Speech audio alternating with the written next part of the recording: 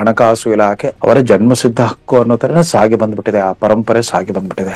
ಇದೊಂಥರ ಕರ್ನಾಟಕದ ಮಟ್ಟಿಗಷ್ಟೇ ಅಲ್ಲ, ಇಡೀ ರಾಷ್ಟ್ರಾದ್ಯಂತ ದಾಖಲೆ ನಿರ್ಮಿಸಲಿದ್ದಾರೆ. ಒಂದು ಹೊಸ ರೆಕಾರ್ಡ್ ಎಸ್ಟಾಬ್ಲಿಷ್ ಮಾಡಲಿದ್ದಾರೆ ಸಿದ್ದರಾಮಯ್ಯ. ಕರ್ನಾಟಕದಲ್ಲಿ ಈ ಬಜೆಟ್ ಮಂಡನೆಯ ಪ್ರಕ್ರಿಯೆನೇ ಒಂದು ಕ್ರಾಂತಿಕಾರಕ ಬದಲಾವಣೆಯನ್ನು ಪಡ್ಕೊಂಡ್ಬಿಟ್ಟಿದೆ.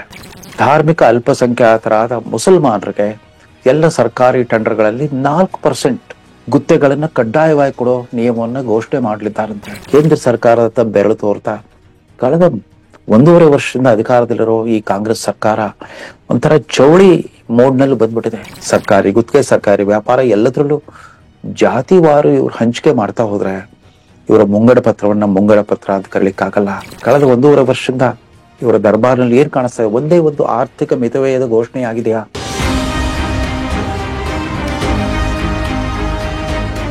ಹೊಸದಿಗಂತ ಡಿಜಿಟಲ್ ಸುದ್ದಿವಾಹಿನಿಯ ರೇಷ್ಮೆ ರಾಜನೀತಿ ದೈನಂದಿನ ರಾಜಕೀಯ ವಿಶ್ಲೇಷಣಾ ಕಾರ್ಯಕ್ರಮಕ್ಕೆ ಸ್ವಾಗತ. ಮುಂಗಡ ಪತ್ರವೋ ದಾನಪತ್ರವೋ? ನಾಳೆ ರಾಜ್ಯ ವಿಧಾನಮಂಡಲದಲ್ಲಿ ಮುಖ್ಯಮಂತ್ರಿ ಹಾಗೂ ಸ್ವತಃ ಹಣಕಾಸು ಖಾತೆಯನ್ನಿಟ್ಟುಕೊಂಡಿರುವ ಸನ್ಮಾನ್ಯ ಸಿದ್ದರಾಮಯ್ಯನವರು ತಮ್ಮ ರಾಜಕೀಯ ಬದುಕಿನ 16ನೇ ಬಜೆಟ್ ಅನ್ನು ಮಂಡನೆ ಮಾಡಲಿದ್ದಾರೆ. ಇದೊಂಥರ ಕರ್ನಾಟಕದ ಮಟ್ಟಿಗಷ್ಟೇ ಅಲ್ಲ, ಇಡೀ ರಾಷ್ಟ್ರಾದ್ಯಂತ ದಾಖಲೆ ನಿರ್ಮಿಸಲಿದ್ದಾರೆ. ಒಂದು ಹೊಸ ರೆಕಾರ್ಡ್ ಎಸ್ಟಾಬ್ಲಿಷ್ ಮಾಡಲಿದ್ದಾರೆ ಸಿದ್ದರಾಮಯ್ಯ. ಅವರಿಗೆ ಹಣಕಾಸು ಸಚಿವ ಸ್ಥಾನದ ದೀಕ್ಷೆ ಕೊಟ್ಟವರು ಇನ್ಯಾರೂ ಅಲ್ಲ, ಆವತ್ತಿನ ಅವರ ರಾಜಕೀಯ ಗಾಡ್ ಫಾದರ್ ದೇವೇಗೌಡ್ರೆ. 1994ರಲ್ಲಿ ದೇವೇಗೌಡರು ಕರ್ನಾಟಕದ ಮುಖ್ಯಮಂತ್ರಿಯಾಗಿ ಅಧಿಕಾರ ಸ್ವೀಕರಿಸಿದಾಗ ಸಿದ್ದರಾಮಯ್ಯನವ್ರನ್ನ ಸಮಾಧಾನ ಮಾಡ್ಲಿಕ್ಕೋಸ್ಕರ ಅವರಿಗೆ ಆರ್ಥಿಕ ಸಚಿವ ಖಾತೆಯನ್ನ ಕೊಟ್ರು, ಹಣಕಾಸು ಇಲಾಖೆಯನ್ನ ಕೊಟ್ರು. ಆವತ್ತಿನಿಂದ ಇವತ್ತಿನವರೆಗೂ ಹಿಂದಿರುಗಿ ನೋಡೇ ಇಲ್ಲ.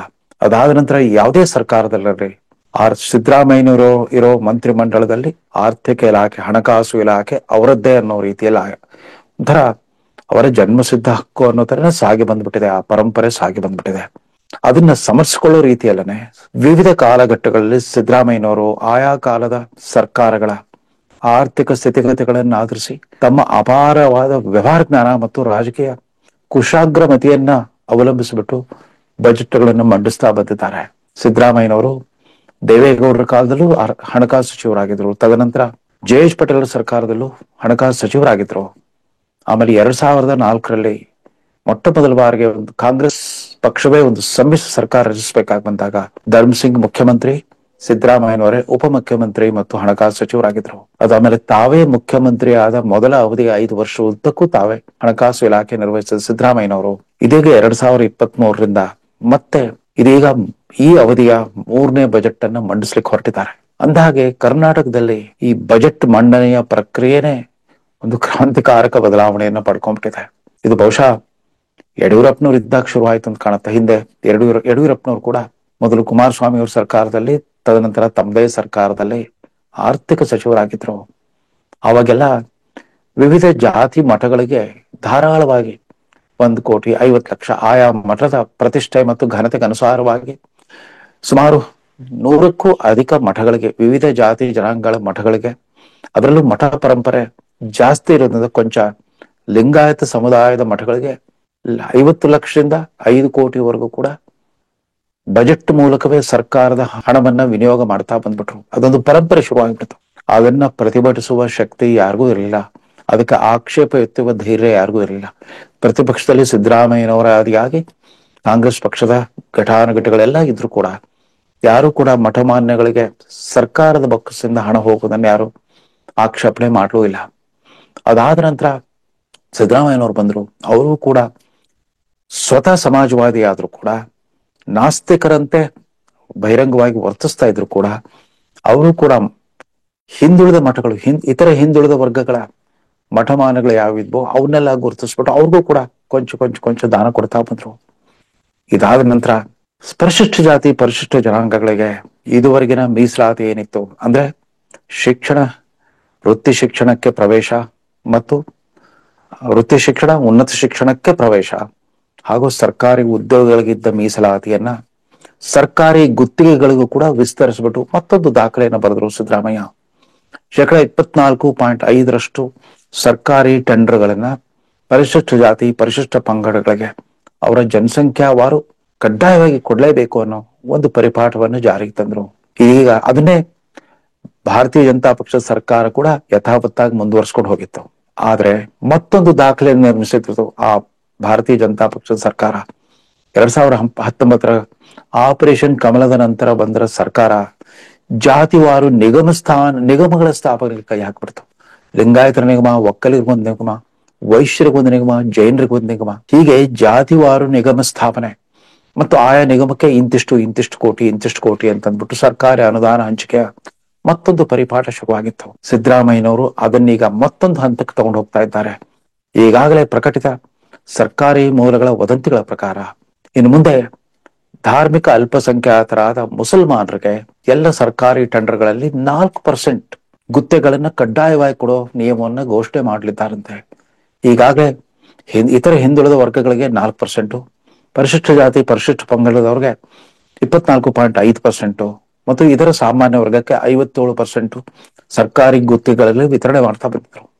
ಇದೀಗ ಮುಸಲ್ಮಾನರಿಗೂ ಕೂಡ ಅಂದ್ರೆ ಈ ರೀತಿ ವೋಟ್ ಬ್ಯಾಂಕ್ ಅನ್ನು ಆಧರಿಸಿ ಜಾತಿವಾರು ಸರ್ಕಾರದ ಬೊಕ್ಕಸವನ್ನ ಖಾಲಿ ಮಾಡೋ ಪರಂಪರೆ, ಸರ್ಕಾರದ ಬೊಕ್ಕಸದಿಂದ ಹಣ ವಿನಿಯೋಗ ಮಾಡೋ ಪರಂಪರೆಯನ್ನ ಅದೊಂದು ಸಂವಿಧಾನಾತ್ಮಕ ಆದೇಶವಿತ್ತೇನೋ ಅನ್ನೋಂಗೆ, ಸಂವಿಧಾನದ ನಿರ್ದೇಶಿತ ತತ್ವಗಳ ಪ್ರಕಾರ ತತ್ವಮೇನೋ ಅನ್ನೋ ರೀತಿಯಲ್ಲಿ ಅಂದ್ರೆ directive principles of state policy, ಪ್ರಭುತ್ವ ತನ್ನ ಯಾವುದೇ ಕಾನೂನು ಮತ್ತು ಇತ್ಯಾದಿ ಕಟ್ಟುಪಾಡುಗಳ ನಡುವೆ ಸಮಾಜ ಕಲ್ಯಾಣಕ್ಕೋಸ್ಕರ ನಿರ್ದಿಷ್ಟ ವರ್ಗಗಳಿಗೆ ಅಂದ್ರೆ ಅರ್ಹ ವರ್ಗಗಳಿಗೆ ತನ್ನ ಯಥೋಚಿತವಾಗಿ ತನ್ನ ವಿವೇಚನಾನುಸಾರವಾಗಿ ಕೊಡಬಹುದು ಅನ್ನೋ ರೀತಿಯಲ್ಲಿ ಮಾಡ್ತಾ ಹೊರಟ್ಬಿಟ್ಟಿದ್ದಾರೆ. ಅಂದ್ರೆ ಕರ್ನಾಟಕದಲ್ಲಿ ಇವತ್ತು ಮುಂಗಡ ಪತ್ರ ಅನ್ನೋದು ಒಂದು ಆರ್ಥಿಕ ಜವಾಬ್ದಾರಿಯಿಂದ ನಿರ್ವಹಿಸಬೇಕಾದ ಒಂದು ದೊಡ್ಡ ಪ್ರಕ್ರಿಯೆ ಅಲ್ಲ, ಸೂಕ್ಷ್ಮಾತಿ ಸೂಕ್ಷ್ಮ ಪ್ರಕ್ರಿಯೆ ಅಲ್ವೇ ಅಲ್ಲ.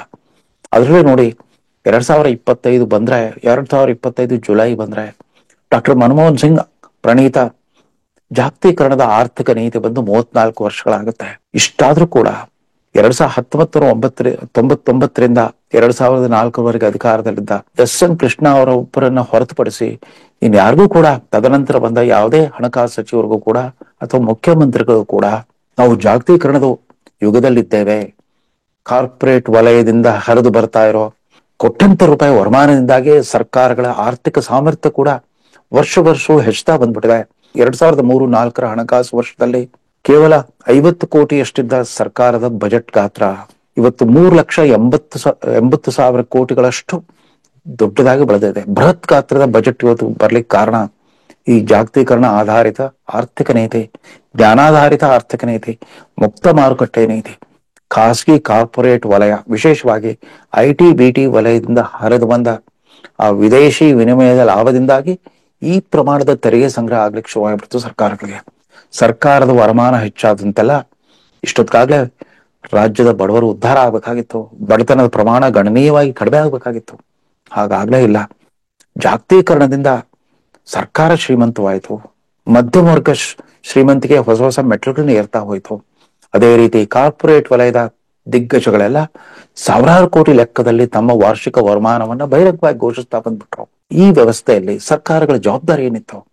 ಸರ್ಕಾರಗಳು ಕೂಡ ಅದೇ ಆ ಕಾಲಧರ್ಮಕ್ಕನುಗುಣವಾಗಿ ತಮ್ಮ ಆರ್ಥಿಕ ನೀತಿಯನ್ನು ರೂಪಿಸ್ಬೇಕಾಗಿತ್ತು. ಹಾಗಾಗ್ಲೇ ಇಲ್ಲ. ಇವರೆಲ್ಲ ಮತ್ತೆ 1971 ಶ್ರೀಮತಿ ಇಂದಿರಾ ಗಾಂಧಿ ಅವರು ಘೋಷಣೆ ಮಾಡಿದ ಗರೀಬಿ ಹಠಾವೋ ರಾಜಕಾರಣವನ್ನೇ ಮತ್ತಷ್ಟು ವಿಸ್ತರಿಸ್ತಾ ಬಂದ್ಬಿಟ್ಟಿದ್ದಾರೆ. ಅದರಲ್ಲೂ 2023 ಅಸೆಂಬ್ಲಿ ಚುನಾವಣೆ ಸಂದರ್ಭದಲ್ಲಂತೂ ಕಾಂಗ್ರೆಸ್ ಪಕ್ಷ ಇದ್ದಕ್ಕಿದ್ದಂತೆ 5 ಗ್ಯಾರಂಟಿಗಳ ಘೋಷಣೆ ಮಾಡ್ಬಿಡ್ತು. ಅಂದ್ರೆ ಉಚಿತ ಅಕ್ಕಿ ನೀಡಿಕೆ ಮೊದಲೇ ಇತ್ತು, ಅದರ ಜೊತೆಗೆ ನೇರವಾಗಿ ನಗದು ಹಣ ವರ್ಗಾವಣೆಯ ಒಂದು ಮಹತ್ವದ ನಿರ್ಧಾರವನ್ನು ಕೈಗೊಳ್ತು. ಗೃಹಲಕ್ಷ್ಮಿ ಯೋಜನೆಯನ್ನು ತಂತು. ಉಚಿತವಾಗಿ ಮಹಿಳಾ ಪ್ರಯಾಣಿಕರಿಗೆ ಸರ್ಕಾರಿ ಬಸ್ಗಳಲ್ಲಿ ಪ್ರಯಾಣದ ವ್ಯವಸ್ಥೆಯನ್ನು ಅನುಕೂಲ ಮಾಡಿಕೊಡ್ತು. ಅದೇ ರೀತಿ 200 ಯೂನಿಟ್ಗಳವರೆಗೆ ಗೃಹ ಬಳಕೆ ವಿದ್ಯುತ್ ಅನ್ನು ಕೂಡ ಉಚಿತವಾಗಿ ಸರಬರಾಜು ಮಾಡೋ ವ್ಯವಸ್ಥೆಯನ್ನು ತಂದ್ಬಿಡ್ತು. ಹೀಗೆ ವಿದ್ಯುತ್ ನಿಗಮ, ಸಾರಿಗೆ ನಿಗಮಗಳಿಂದ ಬರಬೇಕಾಗಿದ್ದ ವರಮಾನಕ್ಕೆ ತನ್ನಷ್ಟಕ್ಕೆ ತಾನೇ ಸ್ವಯಂ ಪ್ರೇರಿತವಾಗಿ ಕಡಿವಾಣ ಹಾಕೊಂಡ್ಬಿಟ್ಟು ಮತ್ತು ನೇರವಾಗಿ ಇಡೀ ರಾಷ್ಟ್ರದಲ್ಲೇ ಮೊಟ್ಟ ಮೊದಲ ಬಾರಿಗೆ ಮಹಿಳೆಯರು ಮತ್ತು ಮಕ್ಕಳ ಕಲ್ಯಾಣ ಇಲಾಖೆಗೆ 36,000 ಕೋಟಿಯಷ್ಟು ವಾರ್ಷಿಕ ಬಜೆಟ್ ಅನ್ನು ಮಂಜೂರು ಮಾಡೋದ್ರ ಮೂಲಕ ಮತ್ತೊಂದು ದಾಖಲೆ ನಿರ್ಮಿಸ್ಬಿಟ್ರು. ಯಾಕಂದ್ರೆ ತಿಂಗಳಿಗೆ 2,000 ರೂಪಾಯಿನಂತೆ 1,23,00,000 ಯಜಮಾಂತಿಯರಿಗೆ ನಾವು ಅವರ ಸಬಲೀಕರಣ ಮಾಡ್ತಾ ಇದ್ದೇವೆ, ಆರ್ಥಿಕ ಸಬಲೀಕರಣ ಮಾಡ್ತಾ ಇದ್ದೇವೆ ಅಂತ ಹೇಳ್ಕೊಳ್ತಾ ಬಂತೀವಿ ಸರ್ಕಾರ. ಅದು ಮೊದಲು. ಅದ್ರ ಜೊತೆಗೆ ನಿರುದ್ಯೋಗಿ ಪದವೀಧರ ಯುವಕರು ಮತ್ತು ಡಿಪ್ಲೊಮಾದಾರರಿಗೆ ಅವ್ರಿಗೂ ಕೂಡ 3,000 ರೂಪಾಯಿ ಮಾಸಿಕ ಸ್ಟೈಪೆಂಡ್ ಕೊಡ್ತೇವೆ. 3,000 ಮತ್ತು 1,500 ಅನುಕ್ರಮವಾಗಿ ಕೊಡ್ತೇವೆ ಅಂತ ಹೇಳ್ತಾ ಬಂದ್ಬಿಟ್ರು. ಈ ತರ ಕೊಡುಗೈ ದಾನಿಗಳ ತರ ವರ್ತಿಸಕ್ ಶುರು ಮಾಡಿದ ಈ ಸರ್ಕಾರಗಳಿಂದಾಗಿ ಇವತ್ತು ಮೊದಲು 56,000 ಕೋಟಿ ಹೆಚ್ಚುವರಿ ಹೊರೆ ಬೀಳುತ್ತೆ ಅಂತ ಅನ್ಕೊಂಡಿದ್ರು. ಅದೇನೋ ಈಗ 70,000 ಕೋಟಿ ಅಷ್ಟು ಆಗುತ್ತಂತೆ. ಇದ್ರ ಮಧ್ಯೆ ತಗಾದೆ ಶುರು ಮಾಡ್ಬಿಟ್ರು. ಹೀಗೆ ನಮ್ಮ ವಿತ್ತೀಯ ಕೊರತೆ ಜಾಸ್ತಿ ಆದಷ್ಟು ಇದಕ್ಕೆಲ್ಲಾ ಕಾರಣ ಕೇಂದ್ರ ಸರ್ಕಾರದ ಆರ್ಥಿಕ ನೀತಿ, 15ನೇ ಹಣಕಾಸು ಆಯೋಗ ಕರ್ನಾಟಕಕ್ಕೆ ಮಾಡಿದ ಅನ್ಯಾಯ, ದಕ್ಷಿಣ ಭಾರತದ ರಾಜ್ಯಗಳಿಗೆಲ್ಲ ಮಾಡಿದ ಅನ್ಯಾಯ. ಈ ರೀತಿ ಕೇಂದ್ರ ಸರ್ಕಾರದ ಬೆರಳು ತೋರ್ತಾ ಕಳೆದ 1.5 ವರ್ಷದಿಂದ ಅಧಿಕಾರದಲ್ಲಿರೋ ಈ ಕಾಂಗ್ರೆಸ್ ಸರ್ಕಾರ ಒಂಥರ ಚೌಳಿ ಮೋಡ್ನಲ್ಲಿ ಬಂದ್ಬಿಟ್ಟಿದೆ. ಚಳುವಳಿಯ ಹಾದಿಯನ್ನು ಹಿಡ್ಕೊಂಡ್ಬಿಟ್ಟಿದೆ. ಆಗಾಗ್ಗೆ ಮುಖ್ಯಮಂತ್ರಿಗಳು ಮತ್ತು ಮಂತ್ರಿಗಳು ಧರಣಿ ಕೂತ್ಕೊಳ್ತಾರೆ. ನಮ್ಗೆ ಅನ್ಯಾಯವಾಗ್ತಿದೆ, ತೆರಿಗೆ ಹಂಚಿಕೆಯಲ್ಲಿ ಅನ್ಯಾಯ ಆಗ್ತಿದೆ, ಅನುದಾನ ಹಂಚಿಕೆಯಲ್ಲಿ ಅನ್ಯಾಯ ಆಗ್ತಿದೆ, ನಾವು ಜನಸಂಖ್ಯಾ ನಿಯಂತ್ರಣವನ್ನು ಸಾಧಿಸಿದ್ರಿಂದ ನಮಗೆ ಬಹುಮಾನ ಕೊಡೋದ್ರ ಬದಲು, ಮನ್ನಣೆ ಕೊಡೋದ್ರ ಬದಲು ಶಿಕ್ಷೆ ಕೊಡ್ತಾ ಇದ್ದಾರೆ ಇತ್ಯಾದಿ ಎಲ್ಲ ಶುರುವಾಗ್ಬಿಟ್ಟಿದೆ. ನೋಡಿ, ಜಾಗತೀಕರಣದ ಆರ್ಥಿಕ ನೀತಿ ಬಂದಾಗಿಂದ ಖಾಸಗಿ ಕಾರ್ಪೊರೇಟ್ ವಲಯದಲ್ಲೂ ಕೂಡ ಒಂದು ಹೊಸ ಆಚಾರ ಸಂಹಿತೆ ಜಾರಿಗೆ ಬಂತು. ಅದೇನು ಅಂತಂದ್ರೆ ಪಾರದರ್ಶಕತೆ, ಉತ್ತರದಾಯಿತ್ವ ಮತ್ತು ಸಾಮಾಜಿಕ ಹೊಣೆಗಾರಿಕೆ, ಟ್ರಾನ್ಸ್ಪರೆನ್ಸಿ, ಅಕೌಂಟಬಿಲಿಟಿ ಮತ್ತು ಕಾರ್ಪೊರೇಟ್ ಸೋಷಿಯಲ್ ರೆಸ್ಪಾನ್ಸಿಬಿಲಿಟಿ ಅಂತ. ಅದೇ ರೀತಿ ಪಬ್ಲಿಕ್ ಪ್ರೈವೇಟ್ ಪಾರ್ಟ್ನರ್ಶಿಪ್ ಮಾದರಿ, ಖಾಸಗಿ ಸರ್ಕಾರಿ ಸಹಭಾಗಿತ್ವದ ಮಾದರಿ ಕೂಡ ಅಸ್ತಿತ್ವಕ್ಕೆ ಬಂತು. ಇಷ್ಟೊತ್ತಿಗಾಗಲೇ ಆ ಕಾರ್ಪೊರೇಟ್ ವಲಯದ ಆರ್ಥಿಕ ಬೆಂಬಲದಿಂದ ಸರ್ಕಾರ ತನ್ನ ಸರ್ಕಾರಿ ಶಾಲೆ, ಸರ್ಕಾರಿ ಆಸ್ಪತ್ರೆ, ಸರ್ಕಾರಿ ಬಸ್ಸು, ಸರ್ಕಾರಿ ವಿದ್ಯುತ್ ಪೂರೈಕೆ ವ್ಯವಸ್ಥೆ ಇತ್ಯಾದಿಗಳನ್ನೆಲ್ಲ ದೊಡ್ಡ ಪ್ರಮಾಣದಲ್ಲಿ ಸುಧಾರಣೆ ಮಾಡಬಹುದಾಗಿತ್ತು. ಕಣ್ಣಿಗೆ ಗೋಚರವಾಗುವ ರೀತಿಯಲ್ಲಿ ಬಡತನದ ಪ್ರಮಾಣವನ್ನ ಕಡಿಮೆ ಮಾಡಬಹುದಾಗಿತ್ತು. ಹಾಗಾಗ್ಲೇ ಇಲ್ಲ. ಅವ್ರಿಗೆ ಬಡತನ ಕಡಿಮೆ ಆಗೋದೇ ಬೇಕಾಗಿಲ್ಲ. ಬಡವರ ಸಂಖ್ಯೆ ಹೆಚ್ಚಿದ್ದಷ್ಟು ಅವರು ವೋಟ್ ಬ್ಯಾಂಕ್ಗಳು ವಿಸ್ತಾರವಾಗ್ತಾ ಹೋಗುತ್ತೆ. ಇದೀಗ ಜಾತಿವಾರು ಗುತ್ತಿಗೆ ಹಂಚಿಕೆ ವಿಚಾರವೂ ಅಷ್ಟೇ. ಸಂವಿಧಾನದ ಆರ್ಟಿಕಲ್ 15(4), 16(4) ನಲ್ಲಿ ಏನ್ ಹೇಳುತ್ತೆ?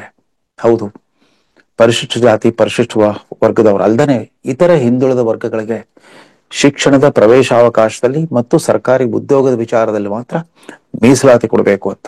ಆ ಮೀಸಲಾತಿ ಪ್ರಮಾಣವನ್ನು ಕೂಡ ಒಂದು ಜಾತಿವಾರು ಸಮೀಕ್ಷೆ ನಡೆಸ್ಬಿಟ್ಟು ಕೊಡಬೇಕು ಅಂತಿತ್ತು.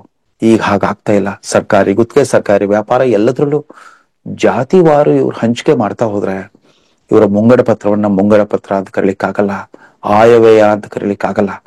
ಆಯವ್ಯಯದ ಒಂದು ವಿಸ್ತೃತ ವರದಿ ಅಷ್ಟೇ ಆಗುತ್ತೆ ಹೊರತು ಅದರಲ್ಲಿ ಸಾರ್ವಜನಿಕ ನಿಧಿಯ ಬಗ್ಗೆ, ತೆರಿಗೆದಾರರ ಹಣದ ಬಗ್ಗೆ ಕಿಂಚಿತ್ತಾದ್ರೂ ಕಾಳಜಿ ಆಗ್ಲಿ, ಗೌರವ ಆಗ್ಲಿ ಕಾಣಿಸ್ತಾ ಇಲ್ಲ. ಅಲ್ಲೇನೇ ಇದ್ರು ಕೂಡ ರಾಜಕೀಯ ಹಿತಾಸಕ್ತಿ ಎದ್ದು ಕಾಣ್ತಾ ಇದೆ.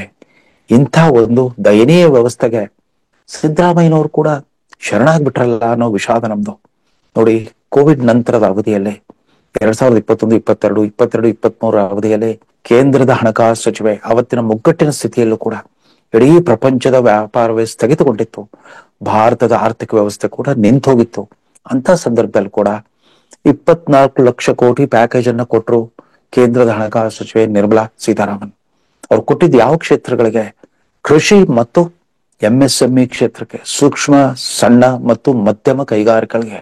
ಅಂದ್ರೆ ಎಲ್ಲಿ ಉತ್ಪಾದನಾ ಚಟುವಟಿಕೆ ಮತ್ತು ಎಲ್ಲಿ ಉದ್ಯೋಗ ನಿರ್ಮಾಣ ಇರ್ತಾ ಇತ್ತು ಅಲ್ಲಿ ಸರ್ಕಾರದಿಂದ ಹೆಚ್ಚುವರಿ ಆರ್ಥಿಕ ಶಕ್ತಿಯನ್ನು ತುಂಬಿ ಅರ್ಥವ್ಯವಸ್ಥೆಯನ್ನ ಮತ್ತೆ ಸರಿದಾರಿಗೆ ತರೋ ಪ್ರಯತ್ನ ಮಾಡಿದ್ರು. ಆ ರೀತಿಯ ಕಾಳಜಿಯೇ ಕಾಣಿಸ್ತಾ ಇಲ್ಲ. ಕಳೆದ 1.5 ವರ್ಷದಿಂದ ಇವರ ದರ್ಬಾರ್ನಲ್ಲಿ ಏನ್ ಕಾಣಿಸ್ತಾ ಇದೆ? ಒಂದೇ ಒಂದು ಆರ್ಥಿಕ ಮಿತವ್ಯಯದ ಘೋಷಣೆ ಆಗಿದೆಯಾ? ಅನಗತ್ಯ ದುಂದುವೆಚ್ಚಕ್ಕೆ ಕಡಿವಾಣ ಹಾಕುವಂತ ಒಂದು ಕ್ರಮವನ್ನು ಕೈಗೊಂಡಾಗಿದೆಯಾ? ಇಲ್ಲ. ಎಲ್ಲ ರೀತಿಯ ಏನೂ ಇಲ್ವೇ ಇಲ್ಲ. ಯಾವುದಕ್ಕೂ ಹಣದ ಕೊರತೆನೇ ಇಲ್ಲ. ಬಡವರಿಗೆಲ್ಲ ಭರವಸೆ ಕೊಡ್ತಾ ಇದ್ದಾರೆ. ಸುಮಾರು 4.25 ಕೋಟಿ ಇವತ್ತು ಗ್ಯಾರಂಟಿ ಫಲಾನುಭವಿಗಳಿಗೆಲ್ಲ ಧಾರಾಳವಾಗಿ ಇವರು ಆಶ್ವಾಸನೆ ಕೊಡ್ತಾ ಬಂದಾರೆ. ನೀವೇನು ಯೋಚನೆ ಮಾಡ್ಬೇಡಿ, ಸರ್ಕಾರಕ್ಕೆ ಯಾವುದೇ ನಷ್ಟ ಇಲ್ಲ, ನಾವು ನಿಮ್ಗೆ ಕೊಡ್ತಾ ಹೋಗ್ತೀವಿ, ನಾವು ಆಶ್ವಾಸನೆ ಕೊಟ್ಟಂತೆ ನಮ್ಮ ಮಾತು ಉಳಿಸ್ಕೊಳ್ತಾ ಹೋಗ್ತೇವೆ ಅಂತ ಅಂದ್ಬಿಟ್ಟು ವೋಟ್ ಬ್ಯಾಂಕ್ ರಾಜಕಾರಣದ ಪರಾಕಾಷ್ಠೆಯಿಂದಾಗಿ ಇವತ್ತು ಗ್ಯಾರಂಟಿ ಯೋಜನೆಗಳ ಪ್ರತಿಫಲವನ್ನ ಇವರು ಅನುಭವಿಸುವಂತಾಗಿದೆ. ಈ ವಿತ್ತೀಯ ಕೊರತೆಯನ್ನು ಯಾವ ರೀತಿ ತುಂಬುತ್ತಾರೆ? ಬಹುಶಃ ನಾಳೆ ಇನ್ನಷ್ಟು ಜಾತಿವಾರು ಅನುದಾನಗಳ ಘೋಷಣೆ ಆಗ್ಬೋದು. ಆರ್ಥಿಕ ವ್ಯವಸ್ಥೆಯ ಜಾತೀಕರಣ, ರಾಜಕೀಕರಣ, ಇದರಿಂದಾಗಿ ಇಡೀ ವ್ಯವಸ್ಥೆಯೇ ಭ್ರಷ್ಟವಾಗೋ ಸ್ಥಿತಿಗೆ ಬಂದ್ಬಿಟ್ಟಿದೆ. ಇವ್ರು ಯಾರಿಗೂ ಕೂಡ ಮಧ್ಯಮ ವರ್ಗದ ತೆರಿಗೆದಾರರ ಬಗ್ಗೆ ಕಾಳಜಿನೇ ಇಲ್ಲ. ಅವ್ರು ಹೆಂಗಿದ್ರು ಅವರು ಸ್ಯಾಲರಿಡ್ ಎಂಪ್ಲಾಯೀಸ್, ಅವ್ರಿಗೆ ಖಚಿತ ಸಂಬಳದ ಸೌಕರ್ಯ ಇದೆ, ಅವ್ರಿಗೆ ಪಿಂಚಣಿ ಲಾಭ ಇದೆ, ಎಲ್ಲವೂ ಅನುಕೂಲ ಇದೆ. ಕೊಡ್ಲಿ ಬಿಡಿ ತೆರಿಗೆ, ಯಾರಪ್ಪನ ಮೇಲೆ ಅವ್ರದ ಸರ್ಕಾರದ ದುಡ್ಡು, ತೆರಿಗೆ ಕಟ್ಟಿದ್ರೆ ಅವ್ರಿಗೆ ಸುಖ ಸೌಲಭ್ಯಗಳು ನಾವು ಒದಗಿಸ್ತಾ ಇದ್ದೇವೆ ಅಂತ ಹೇಳ್ತಿದ್ದಾರೆ. ಆ ಸಾರ್ವಜನಿಕ ಸುಖ ಸೌಲಭ್ಯಗಳು ಕೂಡ ಕುಂಠಿತ ಸಾಗಿವೆ. ಅಭಿವೃದ್ಧಿ ವೆಚ್ಚಕ್ಕೆ ಹಣ ಕೊಡ್ತಾ ಇಲ್ಲ ಅಂತ ಆಳು ಪಕ್ಷದ ಶಾಸಕರೇ ಇವತ್ತು ಗೋಳಾಡ್ತಿರುವಾಗ, ಬಹಿರಂಗವಾಗಿ ಗೋಗರಿತಾ ಇರುವಾಗ, ನಾಳೆ ಸಿದ್ದರಾಮಯ್ಯನವರು ತಮ್ಮ ಮುಂಗಡ ಪತ್ರವನ್ನ ಆರ್ಥಿಕ ಶಿಸ್ತು, ಹಣಕಾಸು ವ್ಯವಸ್ಥೆಯನ್ನ ಮುತುವರ್ಜಿಯಿಂದ ನಿರ್ವಹಿಸೋ ಒಂದು ಧೈರ್ಯ ಮಾಡ್ತಾರೋ, ಅಥವಾ ಪರಿಸ್ಥಿತಿಯ ಒತ್ತಡಕ್ಕೆ ಸಿಕ್ಕಿಬಿಟ್ಟು ಸ್ಥಾನ ಭದ್ರತೆಗೋಸ್ಕರ ಮತ್ತೊಂದು ಹೊಸ ದಾನ ಪತ್ರದಂತೆ 2025-26 ಹಣಕಾಸು ವರ್ಷದ ದಾನ ಪತ್ರವಾಗಿಬಿಡುತ್ತೋ ಕಾದ್ ನೋಡ್ಬೇಕಾಗಿದೆ. ನಾವು ಈ ಸ್ಥಿತಿಗೆ ಬಂದಿರೋದ್ರಿಂದ ಇಡೀ ಭಾರತದ ಎಲ್ಲ ರಾಜಕೀಯ ಪಕ್ಷಗಳು ಕೂಡ ಒಬ್ಬರು ನೋಡಿ ಒಬ್ರು ಇದುವರೆಗೂ ರೇವಡಿಗಳು ಅಂತ ಲೇವಡಿ ಮಾಡ್ತಾ ಇದ್ದ ಮೋದಿಯವರ ಪಕ್ಷದ ಹರಿಯಾಣ ಸರ್ಕಾರ, ಮಹಾರಾಷ್ಟ್ರ ಸರ್ಕಾರ, ಮಧ್ಯಪ್ರದೇಶ ಸರ್ಕಾರ, ರಾಜಸ್ಥಾನ್ ಸರ್ಕಾರ, ದಿಲ್ಲಿ ಸರ್ಕಾರಗಳು ಕೂಡ ಈ ರೀತಿ ನಗದು ಹಣ ವರ್ಗಾವಣೆಯ ಹತಾಶ ಸ್ಥಿತಿಗೆ ಬಂದಿರೋದು ಯಾಕೋ ಅಪಾಯದ ಸಂಕೇತ ಅಂತ ಕಾಣ್ತಾ ಇದೆ. ಅದೃಷ್ಟವಶಾತ್ ಕೇಂದ್ರದ ಬಜೆಟ್ ನಲ್ಲಿ ಆ ತರದ ಉಚಿತ ಕೊಡುಗೆಗಳ ಘೋಷಣೆ ಇರಲೇ ಇಲ್ಲ. ಹೇಳಿ ಕೇಳಿ ಈ ಗುಜರಾತಿ ಮೂಲದ ನರೇಂದ್ರ ಮೋದಿ ಅವರು ಎಲ್ಲೂ ಕೂಡ ಆದಾಯವಿಲ್ಲದ ಕಡೆ ಅವ್ರು ಹಣ ಹಾಕೋದಿಲ್ಲ. ಏನೇ ಇದ್ರೂ ಕೂಡ ಆರ್ಥಿಕ ಸಬಲೀಕರಣದ ಬಗ್ಗೆ ಯೋಚನೆ ಮಾಡ್ತಾರೆ ಹೊರತು ದಾನ ಪತ್ರದ ರೀತಿಯಲ್ಲಿ ತಮ್ಮ ಬಜೆಟ್ ಅನ್ನು ನಿರ್ವಹಿಸೋದಿಲ್ಲ. ಅದಾದ್ರೂ ಒಂದು ಮಾದರಿ ಆಗ್ಲಿ. ತಮಗೆ ಈ ರೀತಿ ನೀವು ಕೊಡುಗೆ ದಾನಗಳಾಗಿರೋದ್ರಿಂದ ನಿಮ್ಗೆ ವಿತ್ತೀಯ ಕೊರತೆ ಹೆಚ್ಚಾಗ್ತಾ ಹೋಗ್ತಾ ಇದೆ. ಅದರಿಂದಾಗಿ ವಿವಿಧ ಮೂಲಗಳ ವಿವಿಧ ಬಾಬ್ತುಗಳ ತೆರಿಗೆಯನ್ನು ಹೆಚ್ಚಿಸ್ತಾ ಇದ್ದೀರಿ, ಸೇವಾ ಶುಲ್ಕವನ್ನ ಹೆಚ್ಚಿಸ್ತಾ ಹೊರಟ್ಬಿಟ್ಟಿದ್ದೀರಿ, ಎಲ್ಲ ದರಗಳನ್ನ ಹೆಚ್ಚು ಮಾಡ್ತಾ ಹೊರಟ್ಬಿಟ್ಟಿದ್ದೀರಿ. ತೆರಿಗೆಯ ಭಾರ ಹೊರಕ್ಕೆ ಹೇಗೂ ತೆರಿಗೆದಾರ ಇದ್ದಾನೆ, ನಮಗ್ ವೋಟ್ ಬ್ಯಾಂಕ್ ಮುಖ್ಯ.